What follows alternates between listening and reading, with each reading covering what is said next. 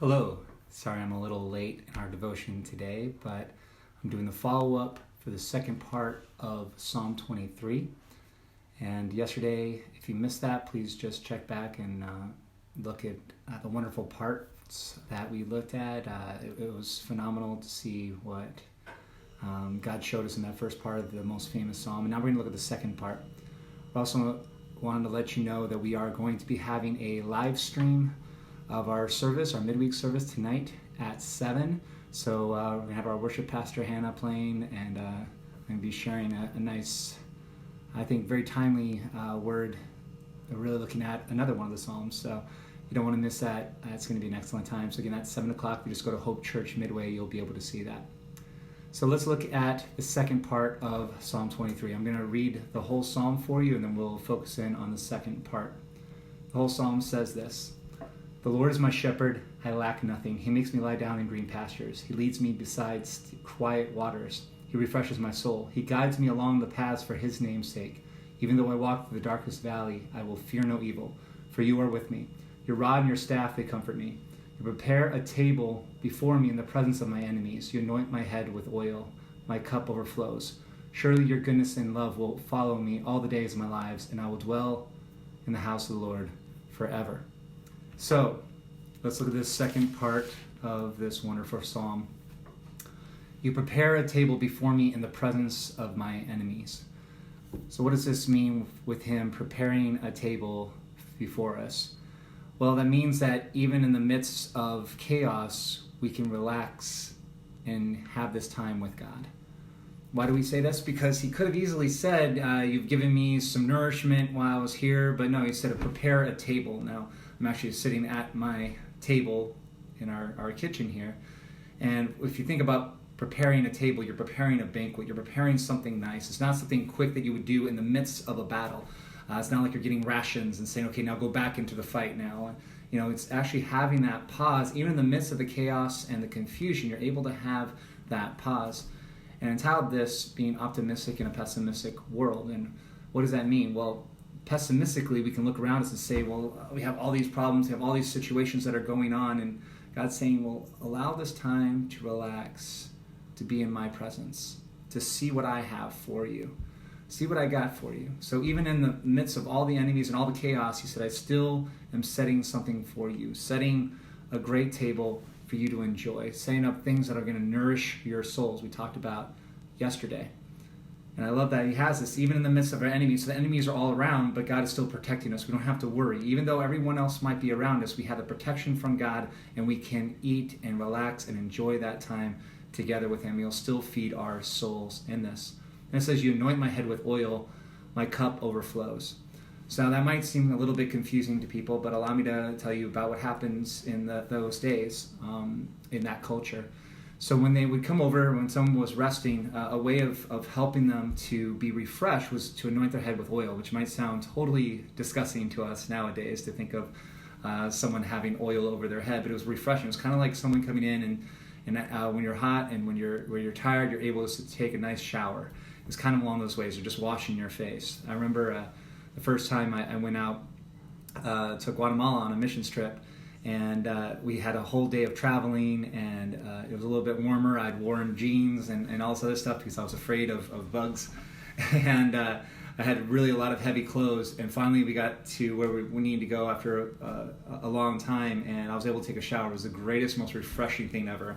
So he's saying this is that refreshment. So even if you're feeling like you're so tired and you're so weary, that God refreshes us. He refreshes our soul. And he has that part of our cup overflowing. What does that mean for your cup to overflow? Well, again, and you look into that culture, what you would see is when you would come over to someone's house and you would have a meal with them, if they poured you a drink at the end and it was like halfway full, it was saying, hey, thank you so much for being here. Thank you for being my guest. Have a great night. But they filled it all the way to the top. They would say, well, go ahead and stay here for the night, relax, and enjoy this time together. And so for this, he's saying, my cup's overflowing. So not only is it filled, so hey, stay here for the night, but he's saying, continue to stay here. When our cup is overflowing, he's continuing to pour this wonderful part with us. He wants us to have that presence. He's saying, I want you to continue to have this time with me continually. It's not just I set up a table as a one-time thing, but this is a continual part that we're able to have with God, this great opportunity to be fed spiritually and to be refreshed spiritually. And this is an awesome part when he says this. So it's not just a one-time thing, but our cup overflows. He continually wants to invite us to this table in the midst of our enemies, in the midst of all the pessimism and the chaos around us. We can be optimistic because God is here with us, and he always will be. So I want to encourage you in this. Then it says, surely your goodness and love will follow me all the days of my life. Now that you might hear of goodness and mercy is another term you might hear in different wording in here, different like King James versions and stuff like that, just different versions that are there. And when it's talking about this with love, is usually translated as mercy in a lot of times. And why is that important? Well, if you're saying goodness, that's a lot of what grace is. It's a lot of a part of that. And so there's a difference between grace and mercy. And for the longest time, I didn't really get this. I always thought they were kind of interchangeable. But they're very, very, very different. Having mercy is not having to pay for what we deserve. And so, like, if you're being caught speeding and you get a ticket and, they're about to write you a ticket and they said, hey, I'm giving you a warning. That's showing mercy. You're not getting what you deserve. You were speeding. They didn't give you a ticket. That's mercy. Grace is getting something that you don't deserve. So mercy is not getting what you deserve. Grace is getting something you don't deserve. So there is that big difference. And so what is grace? Well, grace is this, everything you just talked about here. Preparing a table in the midst of our enemies. Do we deserve that? Absolutely not. Do we deserve God to do anything? He created us. Do we deserve him to do one more thing outside of creating us? Yeah, we don't deserve anything. He died. He rose again. He's still here with us, continuing helping us, having our cup overflowing, wanting to have this relationship with us. None of us deserve any of these things, but he gives it to us because of his love. And he's saying this is going to follow you all the days of your life. Grace and mercy following you all the days of your life. How great is that? How great is that? And I love it says this, and I will dwell in the house of the Lord forever. And I will say this, with everything chaotic that's happening, people aren't even able to go to the church right now, obviously, with the shutdown. But we're seeing that people are able to have church at home. We're able to see that we are the church, not just a building, but we are the church as people. And I love that people are starting to see this and saying you can have this opportunity to dwell in God's house all the time. One of my favorite things to happen when Jesus died on the cross, outside of him forgiving my sins, was that the veil tore in the temple. For those of you who are unfamiliar with what that means, there was a veil that separated the Holy of Holies from everybody else, and only the high priest can go in there once a year.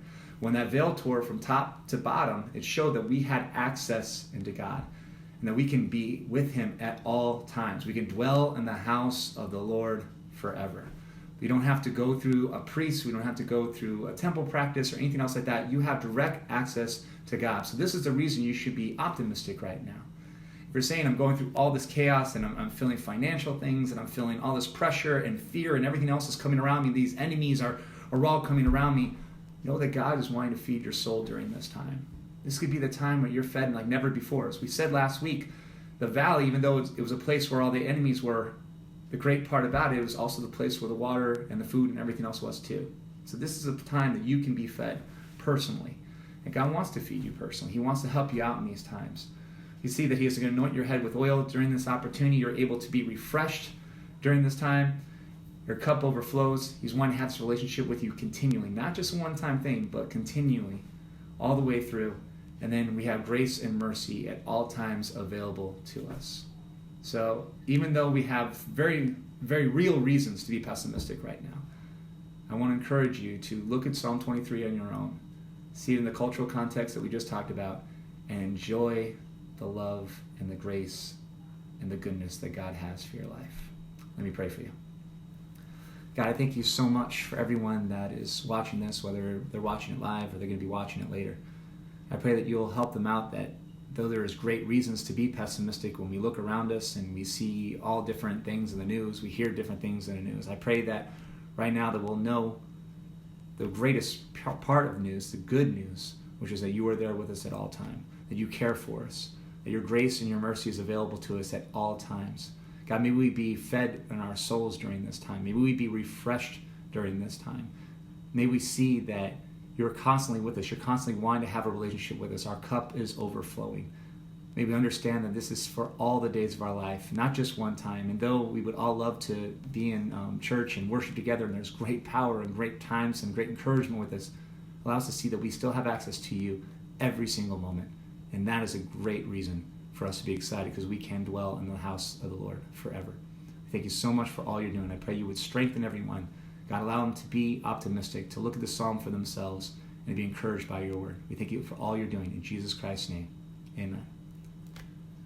Well, again, I want to encourage you. We'll have the live stream at 7 p.m. If you go to Hope Church Midway, we'll have it there. Again, we'll have some live worship with Pastor Hannah, and then I'll be sharing a word with you as well. We'll be doing another psalm. If you want to look at it ahead of time, feel free. We'll be looking at Psalm 46. So if you want to look at that ahead of time, kind of get ahead of the class, that would be great. God bless you. We'll talk to you later. Goodbye.